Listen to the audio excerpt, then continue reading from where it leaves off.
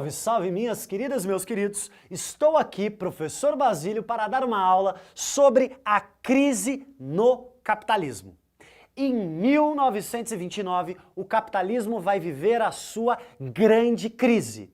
Pelo menos até 2008. Em 2008 a gente viveu uma nova crise e ainda sentimos um pouco os efeitos dessa crise. É importante a gente entender. Crises econômicas sempre aconteceram ao longo da história. Mas as crises sempre estiveram relacionadas à falta. Então choveu demais ou choveu de menos, a colheita foi ruim, crise. Mas o capitalismo ele tem uma novidade. As crises no capitalismo não acontecem porque falta. Pelo contrário, as grandes crises acontecem porque sobra. Quando sobra mercadoria e o preço cai, nós temos uma crise sistêmica. O que quer dizer crise sistêmica? Uma crise que se alastra por vários países. Vamos entender essa história? Depois da Primeira Guerra Mundial, a Europa está destruída. Os Estados Unidos são o grande vencedor da guerra, entram na guerra no final, garantem a vitória de Inglaterra e França, derrotam a Alemanha. E os Estados Unidos não tiveram uma indústria destruída, afinal eles estão do outro lado do Atlântico. Com isso, os Estados Unidos da América vão se transformar na grande potência capitalista. Eles se tornarão a verdadeira fábrica do mundo, vão produzir de tudo e vão abastecer a Europa. Praticamente 60% da produção industrial do mundo vinha dos Estados Unidos. Isso vai fazer com que os Estados Unidos vivam seus 20 anos dourados. E nessa década de 20 vai se estruturar um modo de vida americano, o American Way of Life. Um modelo de felicidade baseado no consumo. Você com certeza já viu aqueles comerciais bem conservadores. Papai, mamãe, filhinhos e várias mercadorias. A própria publicidade vai se intensificar nesses anos 20 para convencer você e entrar no seu coração e te convencer a comprar uma série de mercadorias. Perceba como que a publicidade funciona até os dias de hoje. Ela nunca vai falar, compra esse celular, ele dura muito, ele é bom e ele tem qualidade. Não. Compre este celular te deixará mais bonita, este celular te fará feliz, este celular é o que você precisa para existir. Essas estratégias de convencimento, essas estratégias consumistas se fortalecem nos anos 20. Os Estados Unidos então crescem, estão abastecendo a Europa. Só que a Europa volta a se industrializar e começa a consumir cada vez menos produtos dos Estados Unidos. Mas os Estados Unidos estão num otimismo tão grande que eles não reduzem a produção, estão produzindo cada vez mais.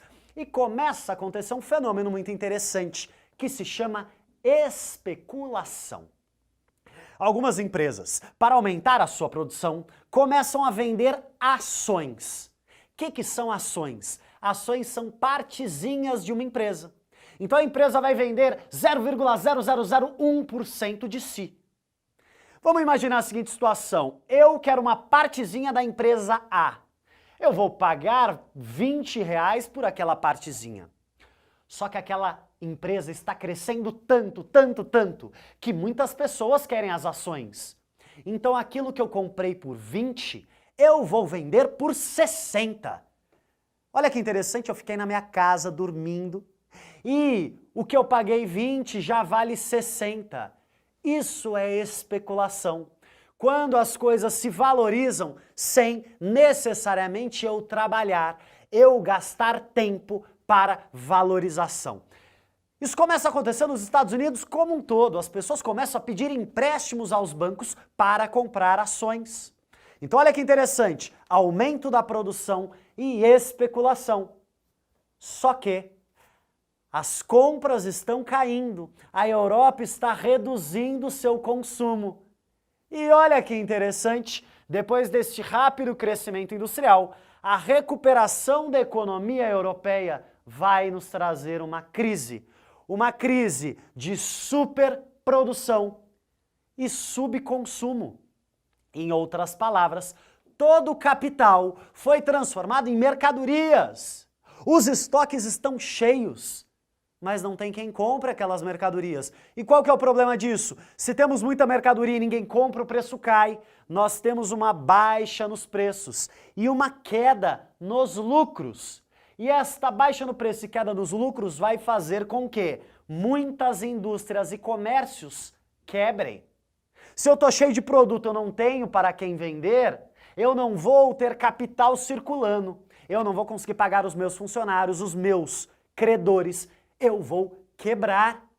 E quando muitas indústrias e comércios quebram, sabe o que quebra também? Os bancos. Nós vamos ter uma quebra nos bancos, porque as ações, aquelas partezinhas das empresas, elas perdem valor.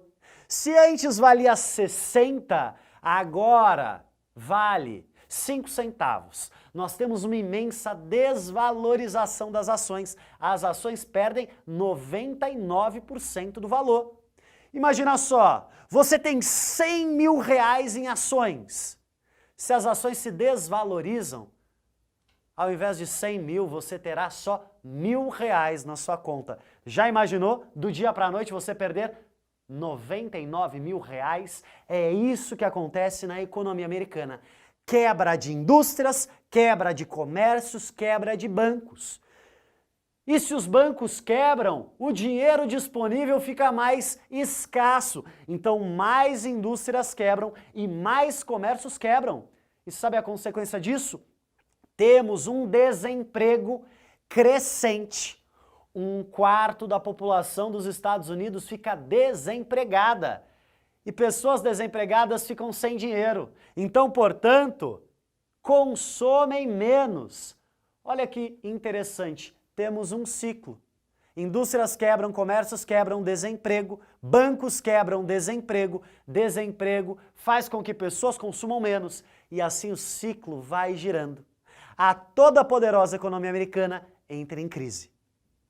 Só que os Estados Unidos tinham emprestado muito dinheiro para a Europa. Na hora que os bancos americanos quebram, os donos dos bancos ligam para a Europa e falam: precisamos que vocês paguem as suas dívidas. Só que os europeus não têm dinheiro para pagar as dívidas, então os bancos europeus também quebram. Sabe o que está acontecendo? O sistema capitalista está quebrando em cadeia. Os bancos têm dinheiro emprestado um para o outro, os bancos quebram, as indústrias quebram, os comércios quebram e o desemprego se alastra pelo mundo. Com uma única exceção, a União Soviética. A União Soviética não é afetada pela crise, porque ela não faz parte do sistema capitalista, ela não tem relações econômicas e financeiras com os países capitalistas.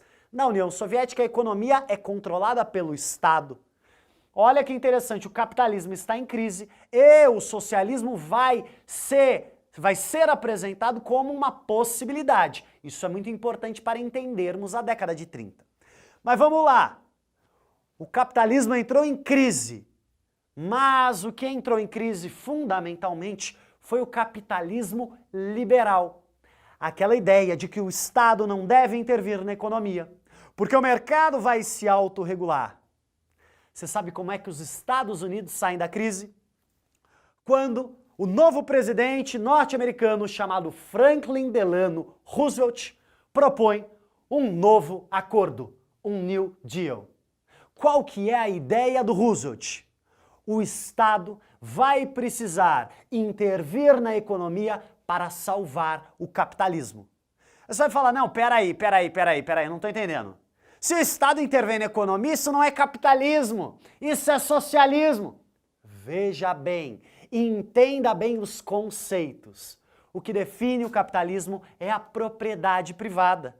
O Roosevelt vai manter a propriedade privada. Em outras palavras, o dono da fábrica continua sendo dono da fábrica. Mas o Estado vai começar a gastar. O Estado vai começar a dar seguro-desemprego. O Estado vai começar a empregar pessoas. Com que objetivo?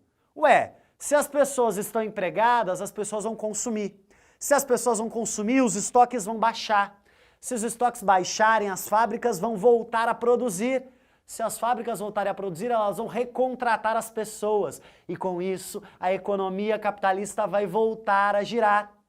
Só que para isso o Estado gasta. Mas tudo que ele gasta hoje, amanhã ele vai retomar por meio de impostos. Essas ideias foram inspiradas em um economista chamado Keynes. Por isso, a gente chama essas ideias do novo acordo de keynesianismo. O Estado vai intervir na economia. O capitalismo vai funcionar assim de 1929 até por volta de 1980. Todos os estados capitalistas serão interventores. Eles mantêm a propriedade privada. Eles protegem o trabalhador, com o objetivo de movimentar a economia. Este Estado vai se estruturar para o bem-estar social. Um Estado que vai criar certos serviços sociais básicos, como saúde, como previdência. É uma forma do Estado proteger o trabalhador, primeiro porque existe ameaça socialista. Ou o Estado garante uma condição boa de vida para o trabalhador, ou então as ideias socialistas podem entrar aqui. É uma forma de você tentar proteger o capitalismo. É uma forma do Estado salvar um capitalismo liberal que entrou em crise. É muito importante a gente entender esses mecanismos, porque essas crises do capitalismo, elas são periódicas. Eu comecei a aula falando que em 2008 vivemos uma crise muito semelhante, uma crise de especulação e que também alastrou por todo mundo uma série de problemas. E nessas crises, quem mais sofre são, sobretudo, os trabalhadores mais pobres, os trabalhadores dos países pobres do mundo. Vimos aqui a crise do capitalismo em 1929, como que a especulação e a superprodução derrubam a economia americana e a economia capitalista como um todo, e como vamos ter uma nova estratégia por meio da intervenção do Estado na economia. Pode tirar foto da lousa, especialmente desse belo esquema. Um bom estudo e forte abraço!